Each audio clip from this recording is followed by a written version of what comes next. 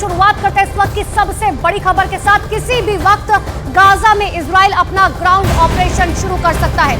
शनिवार को जब गाजा से रॉकेट अटैक हुए थे और इजराइल में हमास के आतंकियों ने धावा बोला था, उसके बाद इजराइल ने गाजा में एयर स्ट्राइक शुरू की थी और अब तक 1000 से ज्यादा हवाई हमलों को अंजाम दिया जा चुका है। तो इजराइल की वायुसेना ने गाजा में बमों की बारिश की, जो अभी भी जारी है। इसके अलावा समंदर के रास्ते से मिसाइलों से भी हमले को अंजाम दिया गया। इजरायली डिफेंस फोर्सेस का यह दावा है कि उन्होंने सभी हमले सटीक किए और हमास के आतंकी ठिकानों को निशाना बनाया। हालांकि पूरा गाजा खंडर में तब्दील हो चुका है और भी इजराइल का एयर ऑपरेशन अब भी लगातार जारी है। जो तस्वीरें आपको 3 तस्वीरें दिखा रहे हैं, जहां पर देखिए किस तरीके के हालात जो है बने हुए हैं। लेकिन इन सब के बीच में इजराइल ने ग्राउंड ऑपरेशन की तैयारी शुरू कर दी है और गाजा पट्टी को चारों तरफ से घेर लिया है। देखिए 3 तस्वीरें, गाजा में भयानक किस तरीके से बमबारी लगातार जारी है, इजराइल की तरफ से एयर स्ट्राइक किया जा रहा है। दूसरी तस्वीर आपको दिखा रहे हैं जहां पर ग्राउंड ऑपरेशन की तैयारी जो है वो पूरी हो चुकी है। बस इंतजार है कि आखिर ग्रीन सिग्नल किस वक्त दिया जाता है और उसके बाद इस ग्राउंड ऑपरेशन को शुरू किया जाएगा। और तीसरी तस्वीर आपको दिखा रहे हैं कि टैंकों से धावा बोलने की तैयारी जो है वो किस तरीके से की जा रही है। यानी कि आप समझने की कोशिश कीजिए कि हर तरफ से चौतरफा घेरने की तैयारी जो है वो की जा रही है।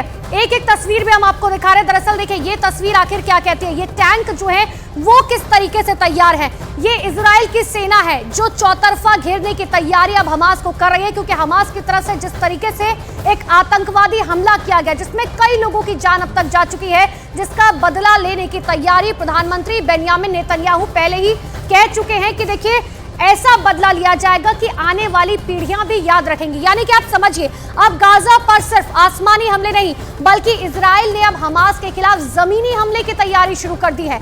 इतना ही नहीं, इजरायली सेना के मुताबिक गाजा में हमले के लिए उसने अपने हजारों सैनिकों को तैयार कर दिया है।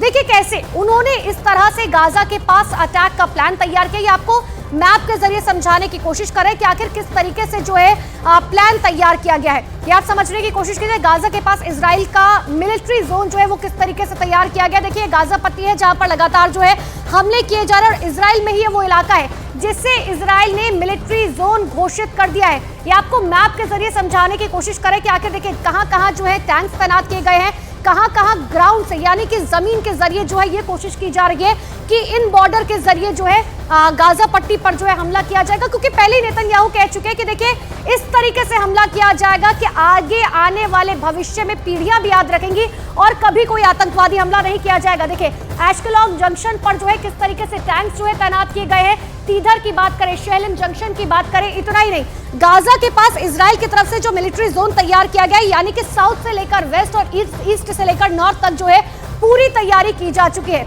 यानी कि आप समझिए इसी जोन में अब किसी इजरायली नागरिक को रुकने की इजाजत नहीं है। उन्हें बसों में भरकर सुरक्षित जगहों पर पहुंचाया जा रहा है। जो लगातार तस्वीर आपको न्यूज़ 18 इंडिया दिखा रहा है, यहाँ पर सिर्फ और सिर्फ सेना के जवान मौजूद हैं, उनके साथ उनके मिलिट्री इक्विपमेंट्स मौजूद है जिसमें हैवी मिलिट्री इक्विपमेंट। साथ ही अब उन्हें इजराइल की सरकार के फैसले का इंतजार है, क्योंकि आप चारों तरफ देखेंगे तो यानी कि तैयारी जो है वो पूरी की जा चुकी है। हेलेट जंक्शन से लेकर रुहामा, तिधर, शेलिम जंक्शन तक तैयारी पूरी की जा चुकी है।